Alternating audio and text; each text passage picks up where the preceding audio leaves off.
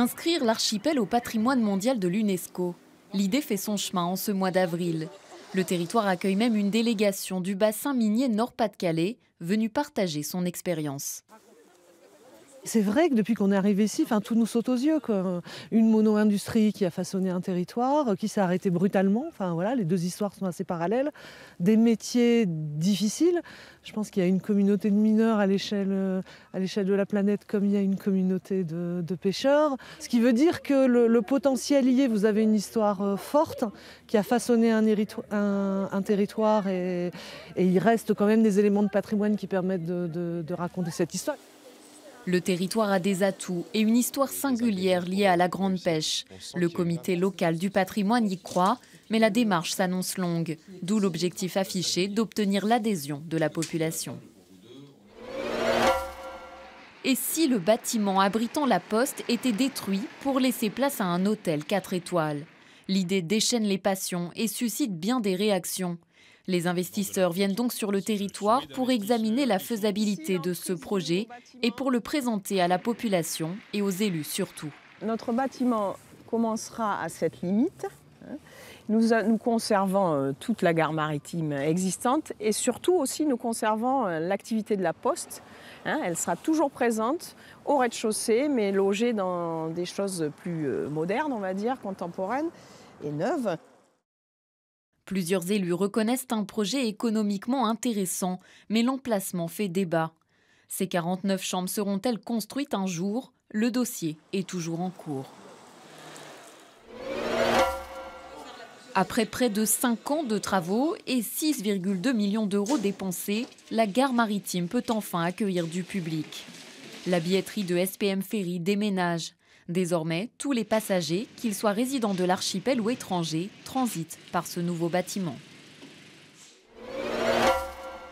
De longues discussions en préfecture avant de fixer les quotas de concombres de mer pour la saison 2019. Il faut dire que les pêcheurs misent beaucoup sur cette espèce qui représente, selon le rapport annuel de l'IEDOM, 90% des prises de pêche artisanales. On envisage une nouvelle chaîne de production qui nous permettrait d'avoir une meilleure valeur ajoutée, optimiser l'emploi, 45 contrôles sur cette année, mais sur une saison qui est assez courte, donc rallonger le temps de travail, c'est un petit peu l'objectif. Et puis, bien sûr, optimiser les volumes d'exploitation. Au final, le quota global pour l'archipel augmente, même si sur les 1500 tonnes allouées, 200 se situent dans une autre zone à titre exploratoire. Mais les scientifiques tirent la sonnette d'alarme. La dernière évaluation de l'Ifremer recommande notamment de réduire les captures et d'adopter une approche de précaution. L'appel lancé par le collectif Cailloux tout propre a du succès. Près de 130 personnes arpentent le littoral et participent à un grand ramassage de déchets à Saint-Pierre. Bilan de la journée, 3 tonnes ramassées, beaucoup de coton-tiges et de capsules de café. L'occasion pour le collectif de donner quelques conseils pour limiter sa consommation de plastique. La disparition d'une figure locale dans le monde du sport. Claude Siegfried s'éteint à l'âge de 70 ans. Directeur de la patinoire durant 18 ans, il avait aussi créé la Ligue des sports de glace. Curling existe à Saint-Pierre-et-Miquelon, c'est bien grâce à Claude, qui était président de la Ligue des sports de glace à l'époque et directeur de la patinoire, et qui a lancé l'activité en janvier 93. C'est lui qui a fait venir tout le matériel et qui a vraiment lancé l'activité. Le club de curling est né grâce à Claude Siegfried. Oui. On a quand même organisé des gros événements pendant qu'il était directeur. Je pense à l'avenue des légendes du hockey en 98, par exemple, au championnat de France de curling qu'on a organisé ici. Et c'était toujours un vrai plaisir à travailler avec Claude. C'était vraiment quelqu'un de dynamique, dévoué et toujours partant pour donner un coup de main.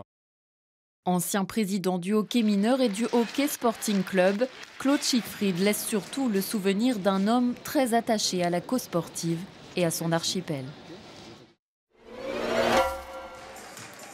Le grand retour des Jeux sur glace à la patinoire de Saint-Pierre grâce à l'association La Réserve.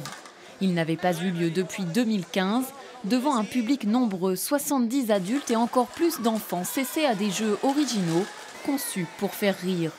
Et pour tirer son épingle du jeu, il fallait jongler entre agilité, précision, équilibre et puissance.